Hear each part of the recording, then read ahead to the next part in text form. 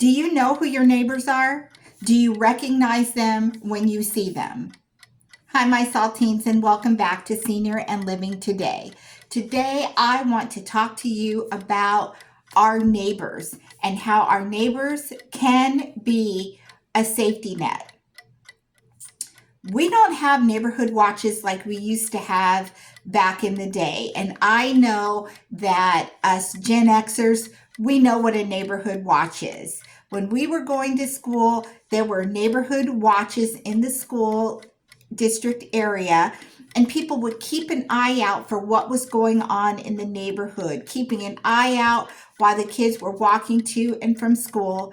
And there were always some people who stayed home, who worked from home, or who were retired and, were home most of the time, who knew what was going on, the ins and outs of the neighborhood, who belonged in the neighborhood, who didn't belong in the neighborhood. And Neighborhood Watch was wonderful for that. But as people have picked up, left the neighborhoods, moved across country, seniors have gone to live in senior communities, the watchful eye for the neighborhood has dwindled. So I want to just kind of touch on that and make you aware that you can use your neighborhood as part of your safety net, as your safety defense, and tell you how I'm doing it in my neighborhood. And I'm new here. I moved to the area where I'm living at a year ago. And previous to that, I moved all the way from the West Coast to the Midwest. So it's not like I know a lot of people here.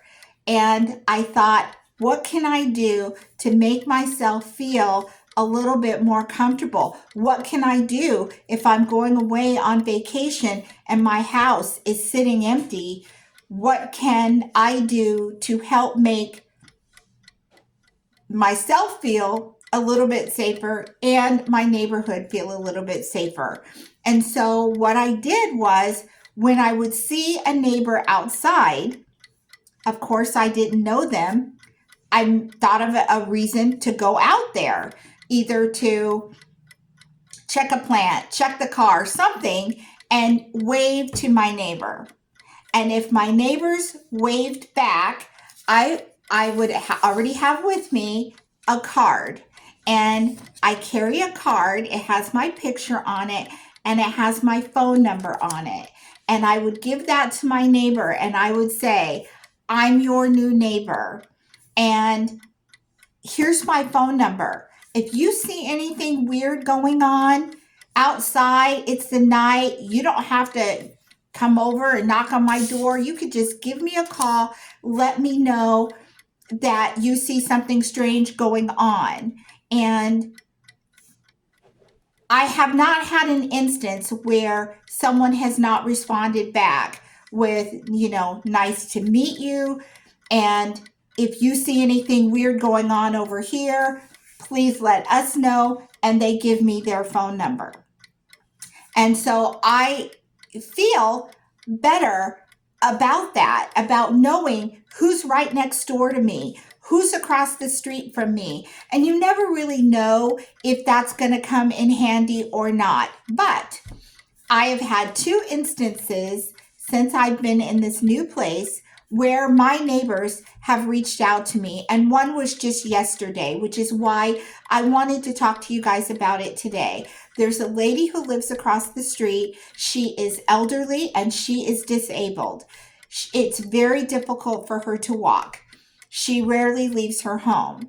She called me yesterday and she said, "Are you okay?"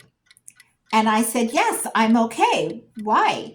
And she said, "I saw you outside and I saw you waving your hands and I thought you were in trouble. And I didn't know if you needed help, if you needed me to call the police for you or something."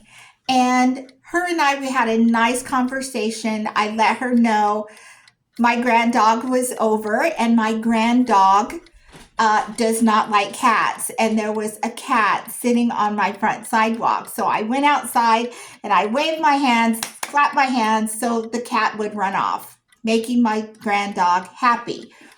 But knowing that my neighbor saw that, she was watching out for me and making sure that I was okay, that's all that's needed.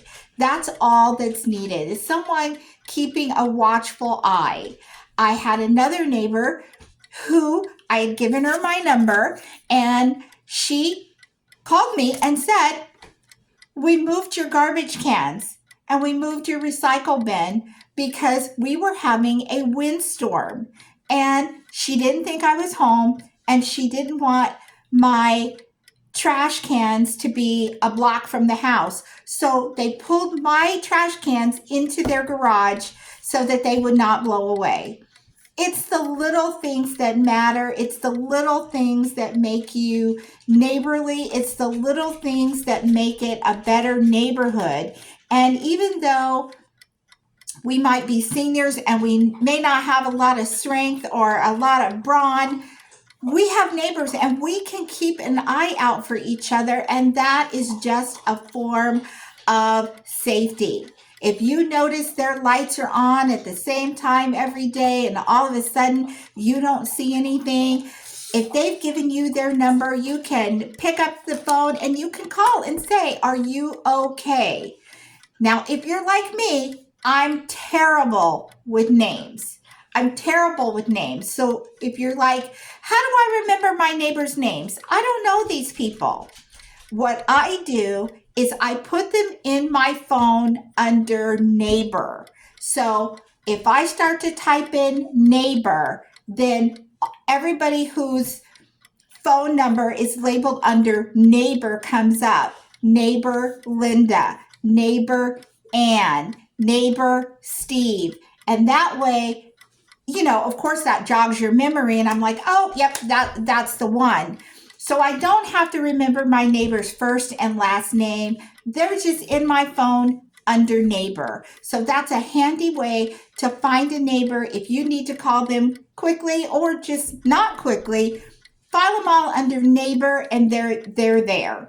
Or if you have someone with you and you'll be like, I need you to call my neighbor, they're filed in your phone under neighbor and they can find them. So I want you to consider that as an option. Get to know your neighbors. It's the little things that make a difference and make us a little bit safer. So get to know your neighbors. If they know that you are watching out for them, they will watch out for you. And if they think that you're a Gladys Kravitz, they're going to be a little bit more careful about doing anything slim shady in front of your house. So it's a win-win.